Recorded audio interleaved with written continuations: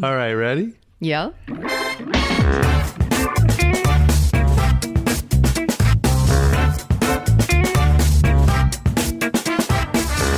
Welcome to What's Here Now, Kid. Where we take the wise and often wild and wacky wisdom of children and apply it to our overly complicated adult lives.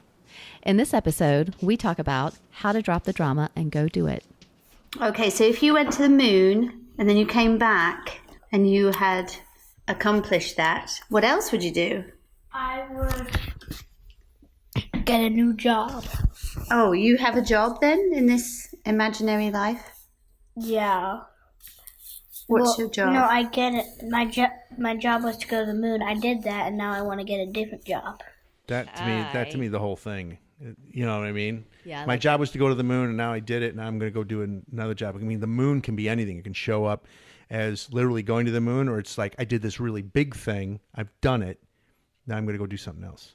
I love it. I Yeah. love it. And I've said this so many times with these recordings of these kids. There's no resistance anywhere.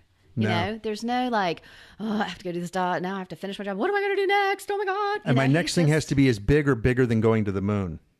Right. That's He doesn't. adult. No, That's he adult. doesn't. No, Right. no, he doesn't no, say that. he's He's like- just like, I'm on to the next thing. His next thing could be, I'm going to use Play-Doh. Right. Totally. Right. Yep. Are we recording?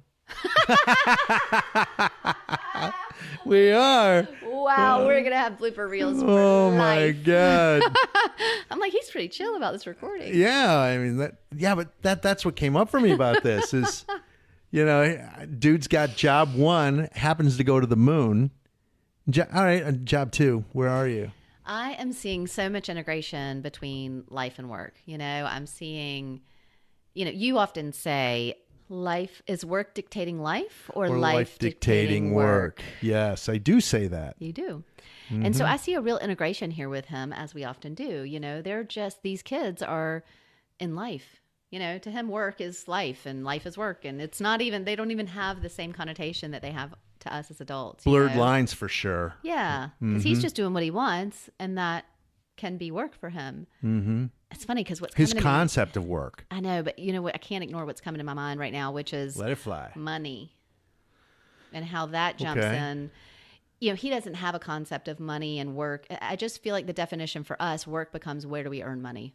As opposed to with him, it's an effort. It's effort and energy. It's just things I do. Yeah.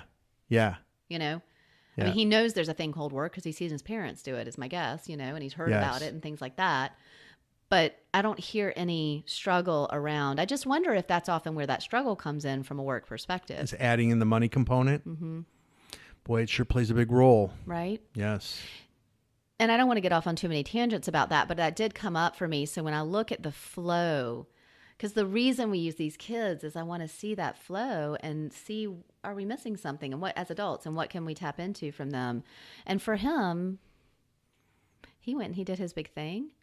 That's what I love about kids. When you ask them what they want to be when they grow up, like they say it, whatever it is, police officer, president of the United States, nurse, doctor. I mean, it just doesn't. Astronaut. Yeah. Astronaut. Yeah. I'm going to the moon. Yeah. It doesn't matter.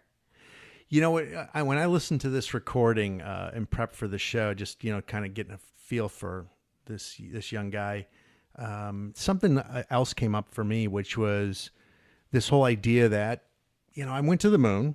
And now I'm going to do something else.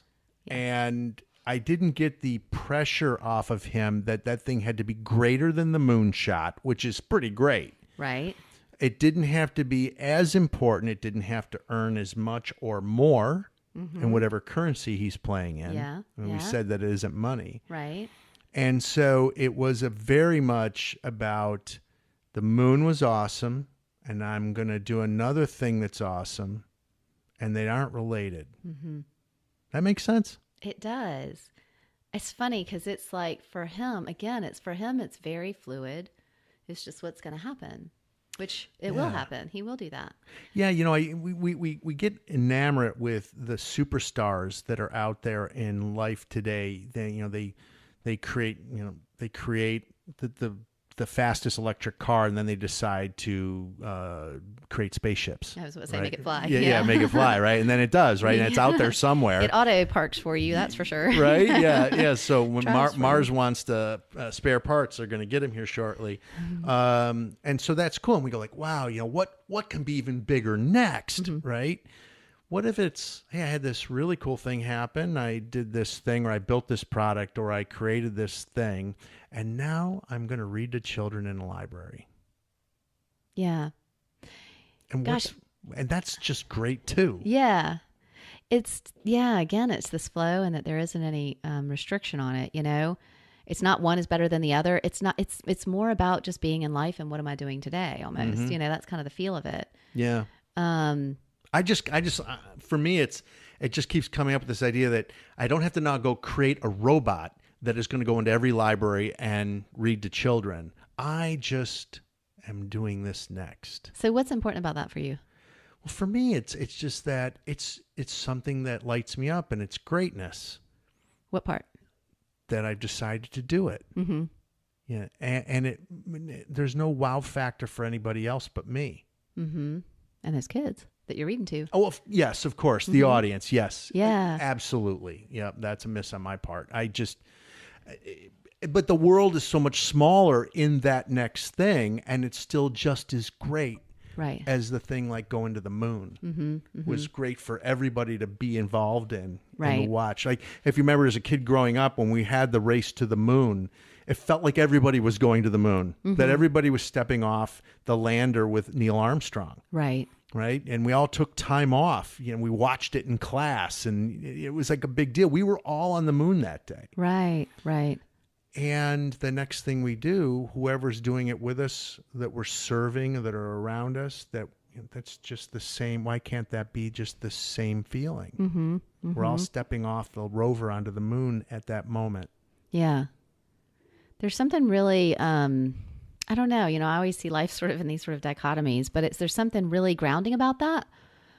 That is just going, like you're saying, your example is going to read to children in a library, but it's also holding the vision of what you want to experience. What is it that you want to get out of it? Because when I asked you about the library, you say, well, that's just really great for me. And those kids and the kids, I guess I'm trying to say that everything its own is its own episode. Yeah. That's what it is. Mm-hmm. Everything's its own episode. I mean, I feel like we keep repeating ourselves about it, but it's what's here now, kid. It's what's in this moment that's really great for me. This is a great example of that, though, Catherine, right? It's a great example of what's here now, kid. I'm going to the moon. Moon's over. I'm doing the next thing. I'm getting a new job. Right. Getting a new job. That isn't the epitome of what's here now. Right. Mm-hmm.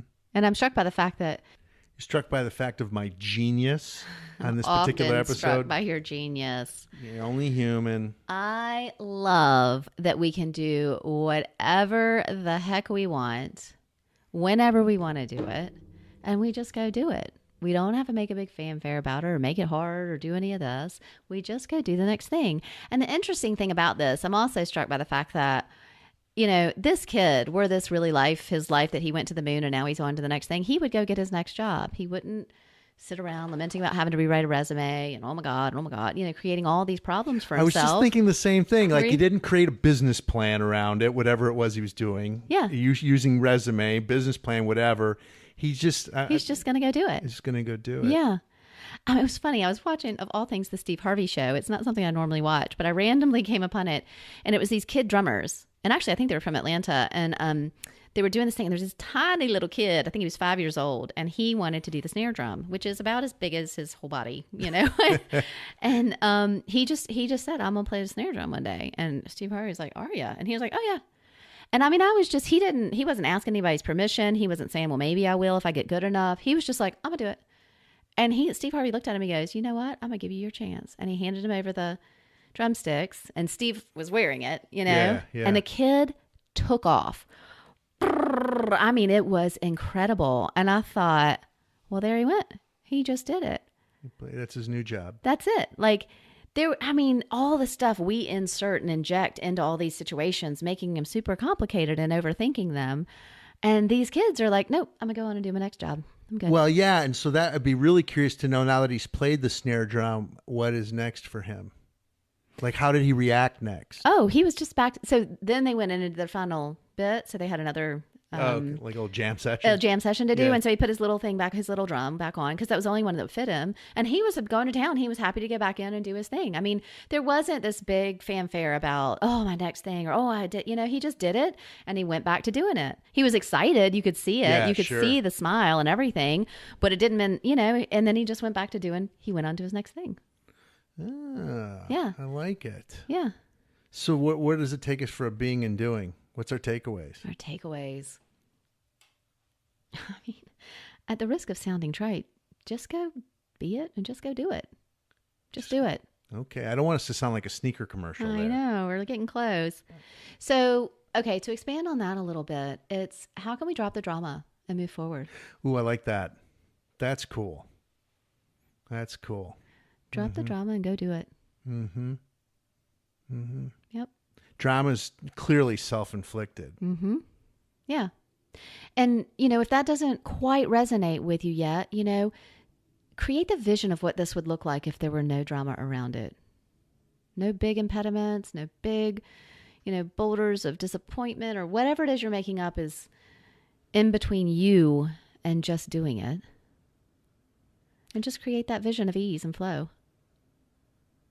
There's something else here that I'm not even sure fits with the entire episode. Go for it. That makes it great.